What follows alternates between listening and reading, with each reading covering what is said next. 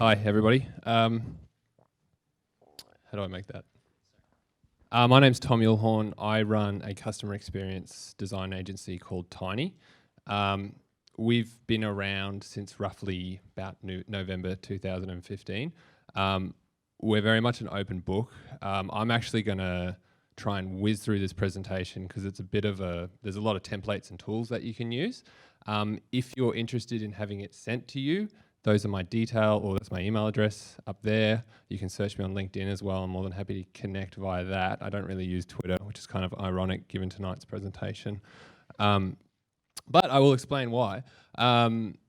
So yeah, just get in touch because we might run out of time, but I'm more than happy to share this with you. So this is me.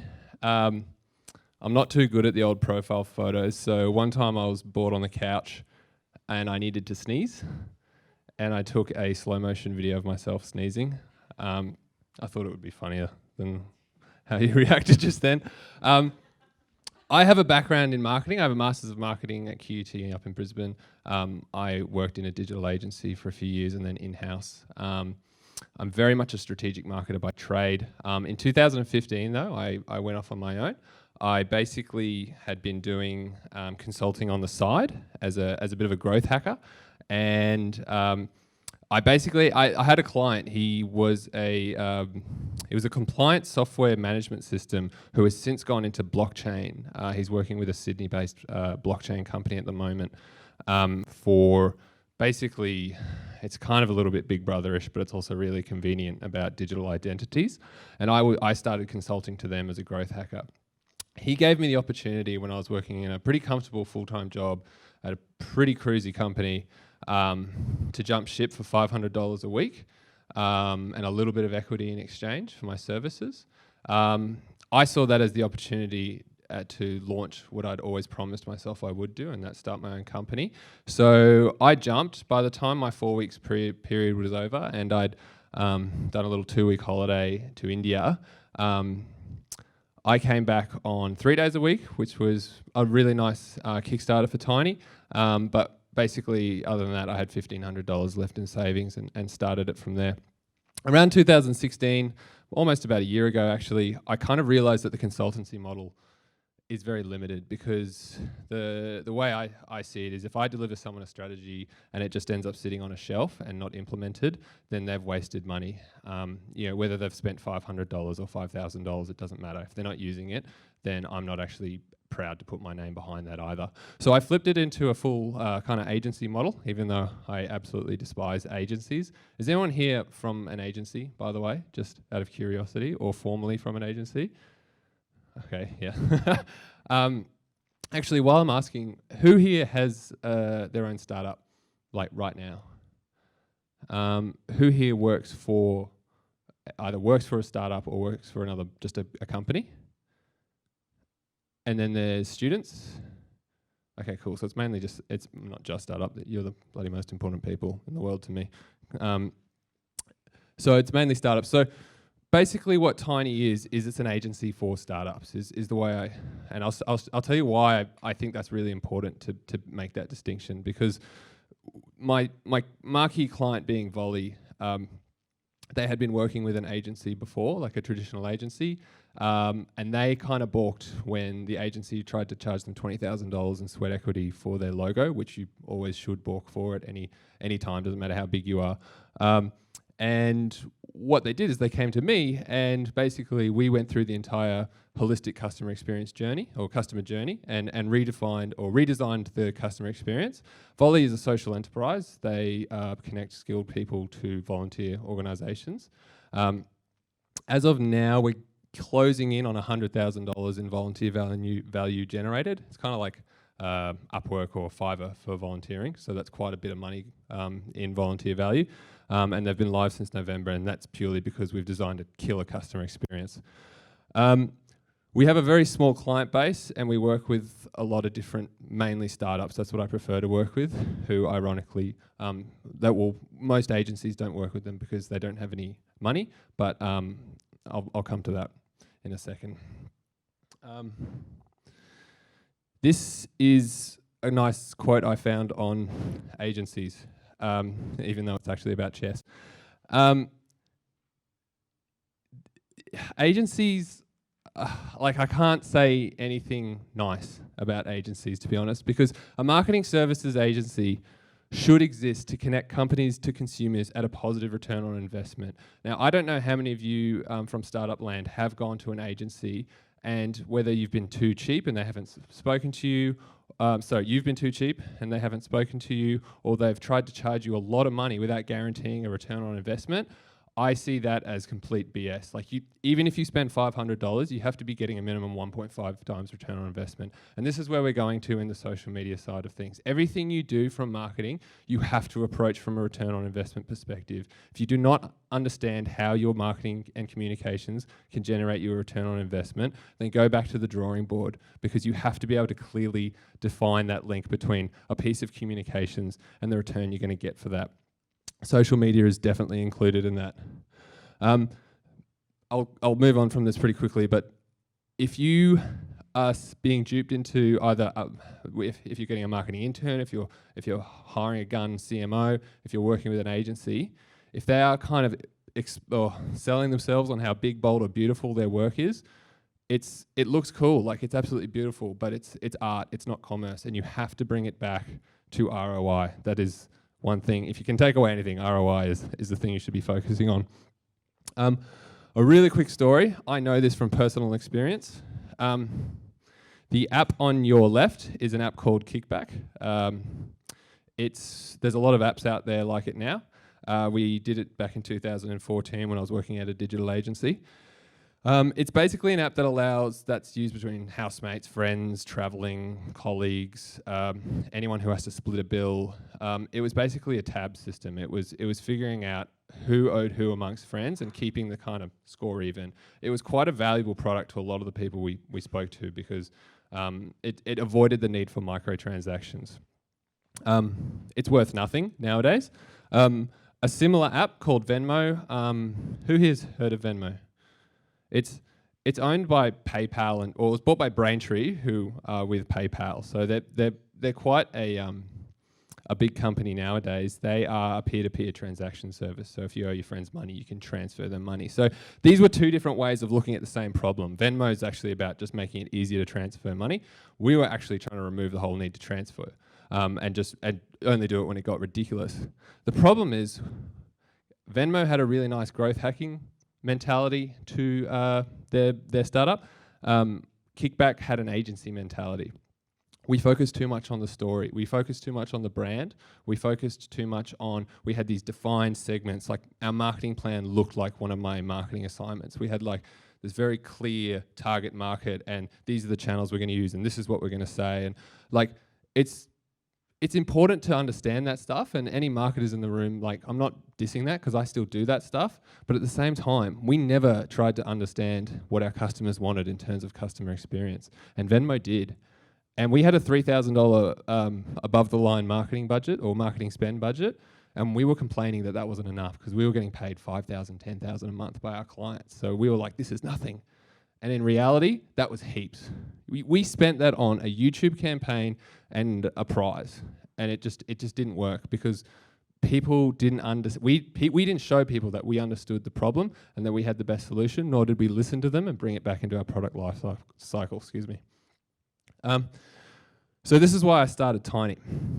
I believe that agencies are destroying themselves, and there's a lot of media that will agree with me nowadays. They have a lack of strategy. There's a lack of focus on strategy, and that's what I'm going to talk about tonight with your growth hacking and social media. There is a misguided belief that you have to be a creative individual. You have to be a creative director or an art director or a junior creative to be a creative person. You don't. Every single person in this room can be more creative than your top dog art director at an ad agency. And their general tendency to overpromise, underdeliver, and treat their staff like shit. And that was the breaking point for me personally. I had been working in an agency up in Brisbane, and I was, like, in startup world, it doesn't sound that crazy, I guess, but I was working 28 days straight, 12 hours a day. They had free breakfast, free lunch, free dinner, all these things to keep you in the office. And I was just working hard. And it was, I think there were a couple of public holidays in there. And it kind of came to a head when one night I couldn't get to sleep because I had so much pain in my stomach, and I thought maybe I had like appendicitis or something like that. I went to the hospital. I had stress ulcers, and I went through tests for 2 hours, discharged at 3:30 in the morning, woke up again at 7:30 that morning, rang my boss. We were in the middle of a rebrand for a financial institution, something else, and he said, okay, we'll just come in at 9, just sleep in a little bit. And I was like, oh, this is pretty shit. So I moved to Melbourne. And really in the back of my mind, that's probably where Tiny was born, because it's just not a sustainable way of doing business. My goal is to remove opinion from marketing. And by doing that, I have a 5-point checklist I use. I'm really bad at French pronunciation. So that means reason for existence. What is your reason for existence as a company? So with Volley, I asked, what is your reason for existence? And they said, we want to make more young people volunteer. Only 30% of millennials are volunteering, and that's pretty low. That's an all-time low. I said, great. If you don't have a reason for existence, then you probably shouldn't be in business. Like, dead set, it's hard for someone else to give you a reason for your business to exist. You have to. That's where, when people talk about passion, that's what you exist for, and it doesn't have to be easily articulated. How does your reason for existence impact on your customers' lives? How much have you spoken to your customers about this? We do a very kind of structured way of doing this, process about this, but you can do it. You just talk to customers. I want to get customers from A to B in a more efficient way. Okay, there's a million ways you can do that. Uber and Tesla, or Uber, Elon Musk, and taxi companies are still doing a good job of that. No one has beaten the taxi company at having a little orange light when you see a car driving past. That's like, there's these reasons for existence and how customers perceive their needs out of that, and you need to understand that. How can we better align that? What I just spoke about, that's product design, that's experience design.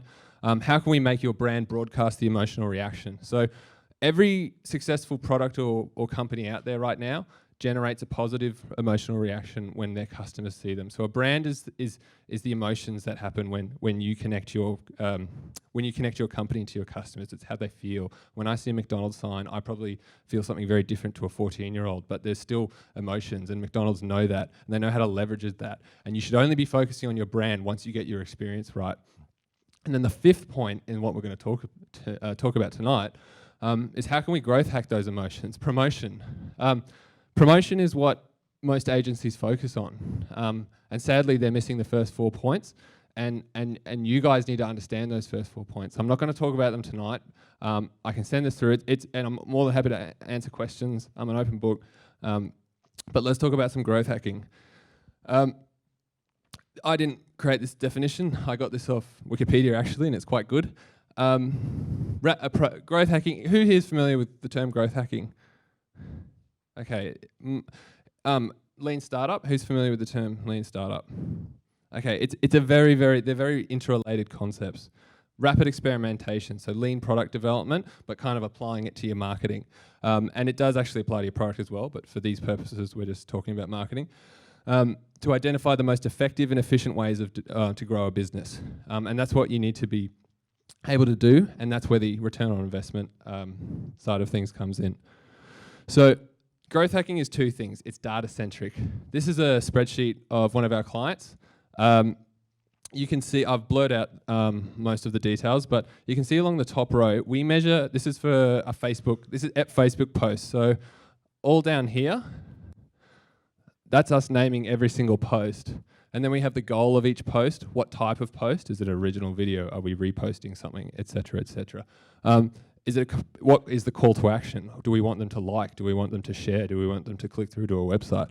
And then the rest of it is date published, all the expenditure, engagement percentage, so that's engagement into reach, cost per total reach, cost per total engagement. This thing is huge. It goes on forever because we can tell you, or if you're our client, we can tell you exactly what type of posts do well from a cost per acquisition perspective, and that's what you need to be doing. This is really, really, really simple to do. I'm happy to share a template. I just realized I probably should have done it in the slide for you, but just if you're interested, I can create a white label template for you.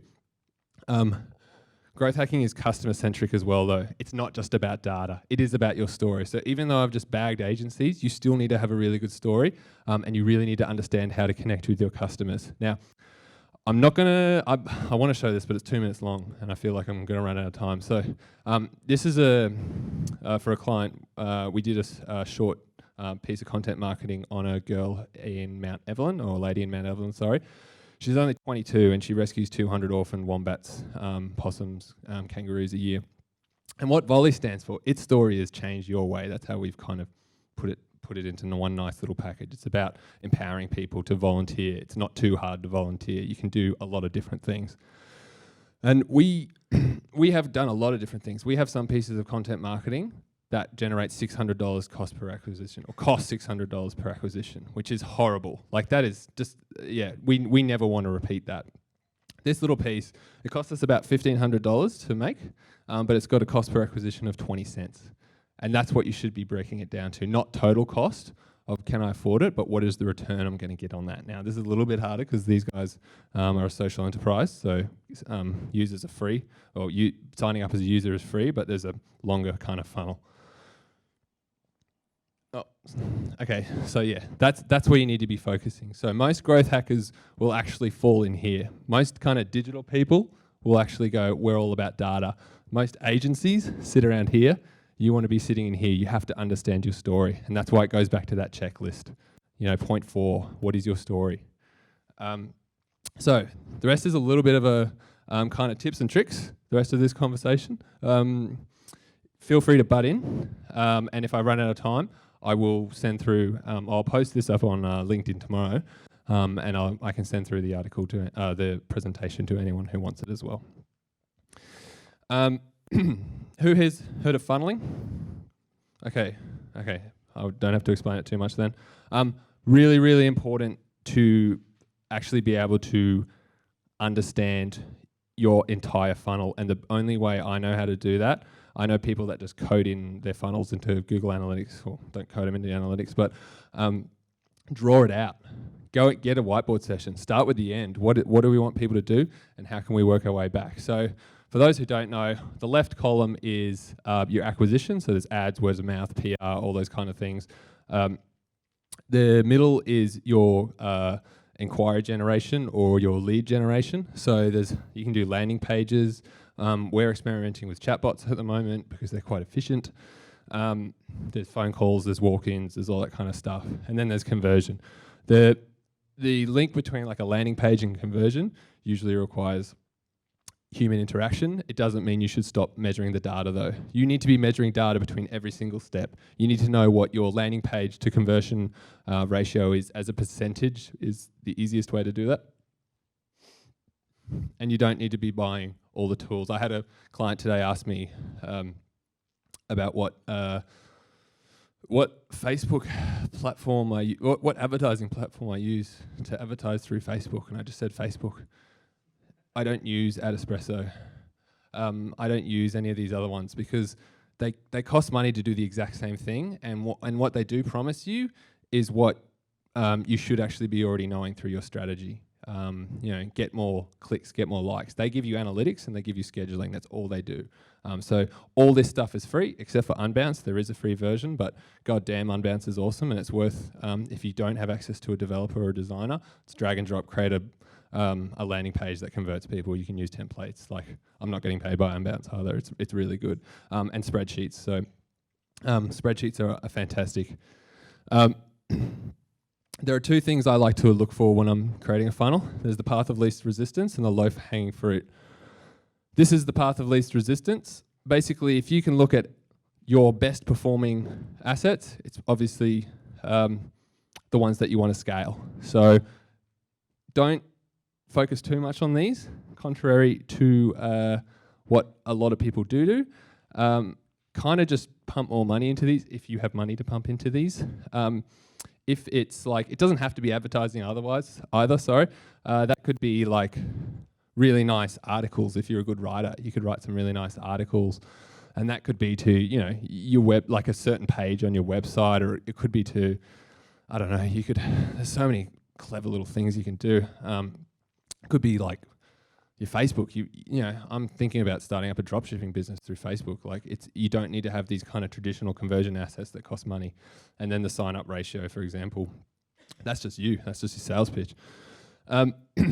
Low hanging fruit is where I get the most enjoyment, and I think you guys could too, because if you have an asset that has a 2% click-through rate and you have another asset that has a 9% click-through rate, then you will be able to borrow or identify what's working, or think you can identify what's working in the 9% click-through, and take those, whether it's a messaging or content or whatever, and apply it to your 2%, and it'll be much easier to double that conversion rate then and there. So it's the low-hanging fruit, and this works. This really, really does work. Same goes to your landing pages. 1% conversion rate is easier to double or add on 1% than a 10% conversion rate, because a 10% conversion rate can be quite good depending on your product. So sometimes it's not obvious, but focusing on the little low-performing assets, as I refer to them, can actually yield you really strong results, especially if your 1% or your 2% click-through rates giving traffic to your 10% conversion rate. Like, that could lead to a lot of money. So also sample size. There is one problem with A/B split testing if you want to do that. So who here knows what A/B split testing is? Cool. So it's basically, you can, if you have two, if you're trying to advertise for something, you can create the exact same parameters in audience and channel, and even like use the same image. And if you just switch up the copy, for example, you've got an A version and a B version, and you can actually test. So it's like a scientific experiment. You have these variables that you can test and see which one performs best. The problem with this kind of stuff is you do need to know that your sample size. So it does get a little bit like, you know, grade 7 scientific. You just need to be able to statistically understand what margin of error there is in your sample size in order for you to make an informed decision. If anyone's really into that, I have actually put a link. That's a Google spreadsheet that you can calculate your sample size. That's your data. So data, as you can tell, is kind of boring, but it's also really important. Without data, you just have an opinion, and you really, really, really don't want to be just going off your opinion, because as someone who's like, I am very passionate about my own brand, but I have made so many mistakes just because I am too emotionally involved. I need the data in order to make a more informed decision. But that's not all of it. You need to understand your story as well, and this is where you can really let the passion come through. As I kind of butchered before, a brand is the result of the relationship that a company has with its customers and or stakeholders. It's not a logo. It's not your type font. It's not your colors. It is an intangible thing that is represented by all those. It's also represented by customer experience, or the every time you sit in an Uber, which I know from my personal experience recently have been worse and worse and worse. I'm liking Uber less and less and less, but their logo isn't changing. So you just have to remember that it's a very holistic thing, and it's very fluffy, but it's very important that you understand it. If you don't have an understanding of what your relationship with your customers, go out and understand it. Go and speak to your customers by any means necessary, until you can set your story straight. And then growth hack your story. So the rumor goes that Ernest Hemingway wrote The Old Man and the Sea 100 times, or rewrote The Old Man and the Sea 100 times before he was happy with it. You don't have to do this, but it's a really nice lesson in understanding that there are a million ways or 100 ways to tell a story, and you can say it better each time. My suggestion is in a really, really simple format. If you have an ad on Facebook, for example, and you want to iterate on your story every week, you know, this is a really, really basic example, but changing the buy now to purchase now. Like, this is a really bad example, actually. But, okay, so start your free trial today, or free trials are welcome. I don't know. That's could be a cool positioning strategy. Changing that variable, calling that a variable, understanding which variable converts better, because you're literally only changing that. Nothing else is changing. Week by week by week. Over the years, your story will become damn compelling because you will understand how your customers react to it. And the other thing is, content inspiration is absolutely everywhere when it comes to social media. I'm a pretty diehard Richmond Tigers fan, so I saw this. There is we live in the golden age of communications when someone can create a little piece of media that is just dedicated to this guy's name is Toby Nankervis, and they've created a page called Nank Memes, and they just basically Photoshop his face onto stuff. Richmond FC's social media team actually found it. He only has 700 followers, or she, sorry, only has 700 followers. But the Richmond FC took it and used it as content inspiration. They actually made their own Nank meme and then shared it back to him. And this is such a good example of understanding your audience and hyper targeting. They're not going to get that's just one little thing, but they just do it really well. And I'm sure you guys know this, but social media is uncontrollable. It gets out of hand. I use the Uber example a lot because it's my favorite example. Your taxis, this was quite big 2015. Your taxis hired a PR company to try and combat Uber and tell all the positive stories of Uber with the hashtag Your Taxis. They thought that was going to stop the flow of Uber. That failed miserably because they had a poor customer experience already, that people were going to then use the tag. Sat in a taxi seat with poorly cleaned up vomit a few centimetres deep, refused to pay $10 fare, please fine me $500. That's my taxi story. That kind of stuff, be very, very aware of your customers. Call to actions in your social media. You have to have a call to action. If you're just going by likes and thinking, and likes can be a good strategy sometimes, but if you say you do an Instagram post and you're like, oh, we're getting 100 likes on Instagram, that's good, but why? Why are you getting, what goal is that going to achieve? So I kind of have this click or collect mentality. Click, you want them to do something, you want them to engage, you want them to share, you want them to subscribe to a newsletter, you want them to actually buy something, cross-promote, all that kind of stuff.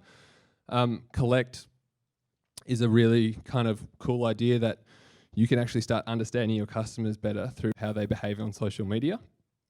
So there's audience profiling. You can track them and not remarket to them, so you can actually just follow where they go, which is kind of creepy, but it's pretty cool. You can actually start understanding what they're into, and you can start exploring potential partners. There's a lot of things you can do out of social media. Not just about calls to action, but traditional calls to actions, but also getting data.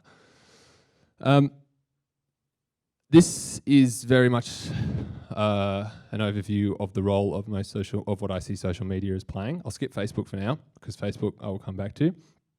This is all related to your story.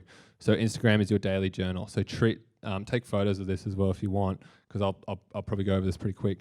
Instagram is your daily journal. Basically, you have to use it a lot and use it for the big moments and the small moments.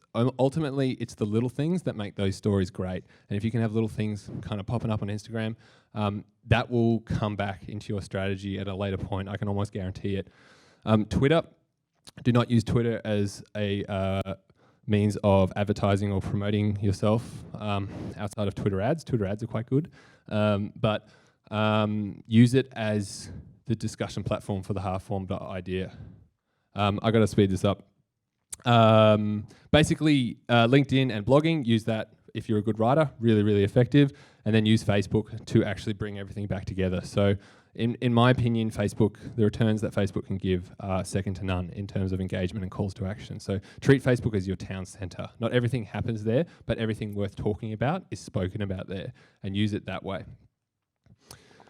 How to create content. I'm sorry, I got to skip through this. Basically, you can outsource, and I really recommend outsourcing because it's really cheap. Fiverr is your friend. If you are good at anything yourself, create it yourself. Talk to someone about SEO, collaborate, and don't make it look like an ad. I tell my juniors, if that looks like an ad, you're putting it in the bin, and they're advertising graduates, because it is like people, if you open Facebook right now and start scrolling through, I can guarantee you won't even see the ads there. If they look like an ad, if they look like a post, you might engage with it, you might not, but you are more likely to engage with it. And this is the golden. I'm happy to stop after this one, because this is what we take every single social media post through. How much time? This is the key. This is what we take everything through. You have to start at the top of the funnel. I like funnels and checklists. Who is your audience? Can you describe who your audience is? Very basic marketing theory. And then what channels are they using? Specifically in social media, what social media vehicles are they using? Context. What is the context they're using it in? So what does their Facebook feed look like, for example? Really, really basic stuff. People as just people, when you're posting, you do this all the time really well. Like you'll post something on Instagram and you'll know if it's going to get like hundreds of likes or not. Companies, they tend to skip this part and go straight to here. They go, put the logo on it, tell them to buy a shirt. And then they go, why isn't it working? Because it's not hitting the rest of the funnel. And that's really, really important to understand. If you just look like an ad and people will skip past it. There's so much media out there. You are do not copy what the advertising agencies do. I'm at the end. If I can just say anything, it is ROI. Oh, sorry, did you want that summary? Someone take a photo. It is ROI. Focus on understanding how to achieve a positive ROI. I fire Tiny if we can't achieve a positive ROI. It's that simple. We're yet to do that, thank God. But if we're not getting a 1.5 times return on investment for the client spend, then we're a waste of money. And you guys should be treating all your marketing like that, all your communications like that. There has to be a return on investment. Although I'm keen to hear any cases against, because, I don't know. Sorry, I'm not a very good public speaker, am I? Okay, that's it. Thank you.